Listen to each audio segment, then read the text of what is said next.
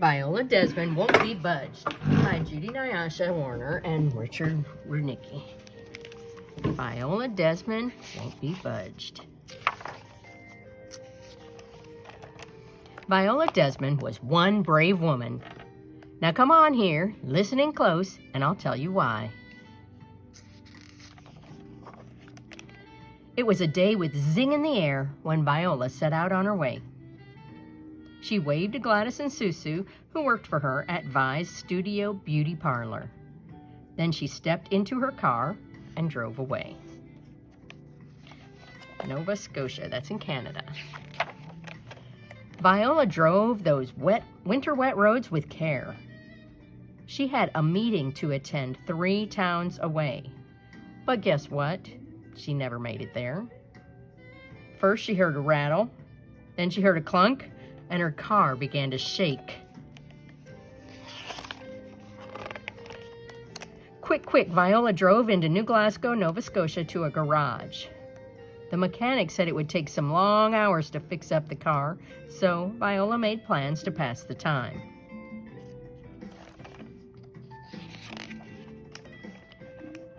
She walked up the street and down until she came upon the beautiful Roseland Theater. I'll watch a movie, Viola thought, and she stepped up to the window to buy a ticket for the show.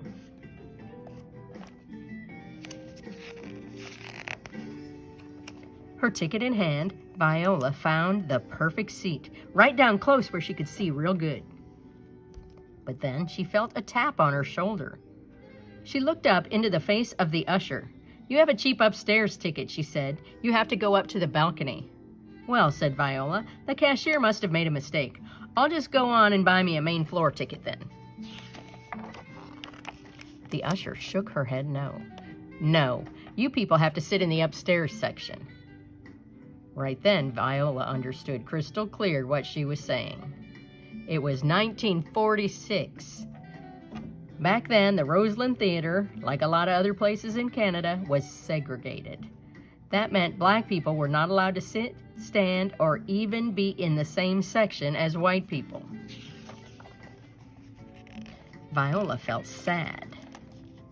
Viola felt scared, but most of all, Viola felt mad.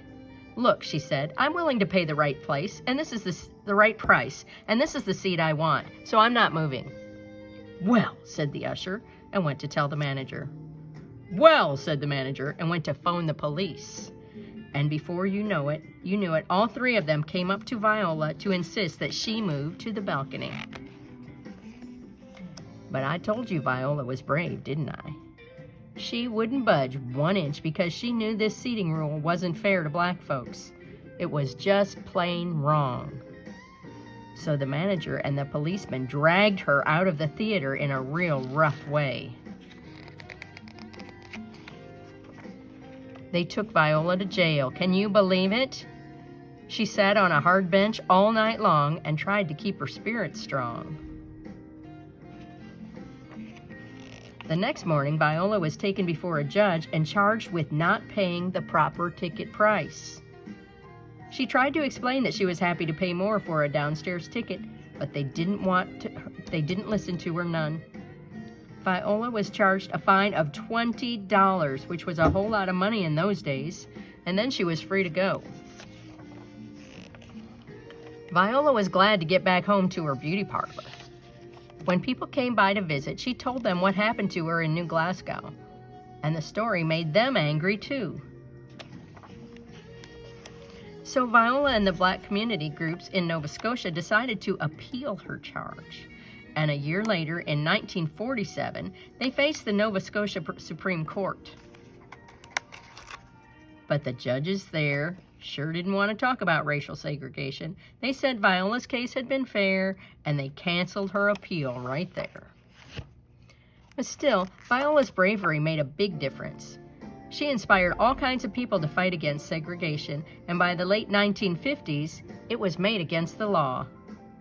So come on and join me in saying thank you to Viola Desmond, a real hero who sat down for her rights. Thank you, Viola Desmond. And that is a picture of her.